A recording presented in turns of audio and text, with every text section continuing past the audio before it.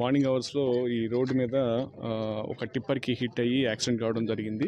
So hit అయిన తర్వాత collision వల్ల ఫైర్ రావటం, బస్ కూడా ఫైర్లో క్యాచ్ అయ్యి లోపల ఉన్న ప్యాసింజర్స్ కూడా అరౌండ్ 13 మెంబర్స్ ఈరోజు చనిపోవడం జరిగింది. దీనికి సంబంధించి మనకు అరౌండ్ 6:10కి అట్లా కాల్ వచ్చిన వెంటనే మా సంబంధిత అధికారులు ఇన్స్పెక్టర్ డివైఎస్పీ గారు ఇమీడియట్గా సీన్కి వచ్చి అంబులెన్సెస్ అన్నీ కూడా మనం అరౌండ్ 23 మెంబర్స్ దాకా హాస్పిటల్కి కూడా షిఫ్ట్ చేయడం జరిగింది. హాస్పిటల్లో ఉన్న వాళ్ళు ఒకరిద్దరికి కొంత ఫ్రాక్చర్స్ తప్పితే మిగతా వాళ్ళ కండిషన్ అంతా కూడా బాగానే ఉంది. మిగతా 13లో ఎవరు అనేది ఒక 5 minutesలో మనకు ఆ ఇన్ఫర్మేషన్ కూడా వస్తుంది. వచ్చిన వెంటనే మనం ఆ సంబంధిత ఫ్యామిలీస్ అందరికీ కూడా ఇన్ఫామ్ చేసి ఇంకా ఫర్దర్గా ఏమి ప్రొసీజర్స్ ఏం ప్రాసెస్ మనం చేయాలో అది దాని ప్రకారం చేయడం జరుగుతూ ఉంది.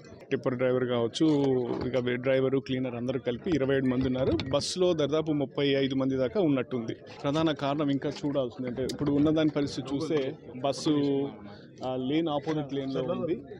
ఇంపాక్ట్ కూడా బస్సు టిప్పర్ వెనక వైపు నుంచి హిట్ చేసినట్టుంది. కాబట్టి టెక్నికల్గా ఎలా జరిగింది అనేది కొంచెం మనం ఇంకా విశ్లేషించాల్సిన అవసరం ఉంది. దాని ప్రకారం మనకు తెలిసిన వెంటనే అది కూడా మీకు తెలియజేయడం జరుగుతుంది. ఈరోజు ఈ మార్కాపురం అండ్ తర్లుపాడు బోర్డర్లో హరికృష్ణ ట్రావెల్స్ బస్సు నిర్మల్ నుంచి వింజమూరు వెళ్తున్నది.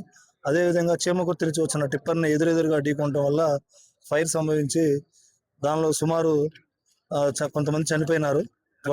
12 మెంబర్స్ అబోవ్నే చనిపోయినారు.